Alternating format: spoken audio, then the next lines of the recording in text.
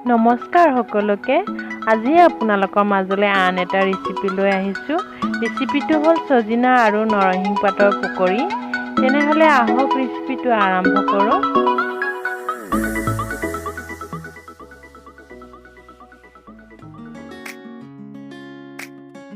ইয়াৰ কাৰণে মই সজনা পাতখিনি এনেদৰে ধুই পেলাই সৰু সৰুকৈ কাটি লৈছোঁ ইয়াত নৰসিংহ পাতৰ কেইটামান আছে সজনা পাত হ'ল এনেকুৱা নৰসিংহ পাত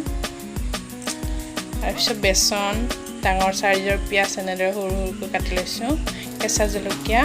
ৰেড চিলি পাউডাৰ নিমখ গুড়ি জিৰা আৰু ৰিফাইন তেল প্ৰথমে সজিনা আৰু নৰসিংহৰ পাতখিনিত বেচন পিয়াজ জলকীয়া ৰেড চিলি পাউডাৰ নিমখ আৰু গুড়ি জিৰাখিনি দি ভালদৰে সানি ল'ব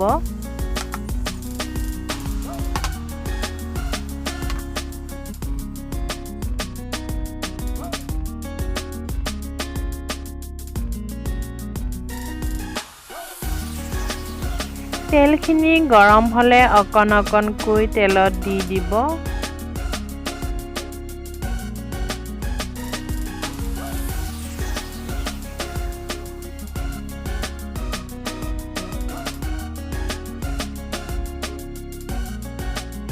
তেনেহলে আজি ৰেচিপিটো চাই আপোনালোকে কেনে পালে মোক কমেন্টত জনাবলৈ নাপাহৰিব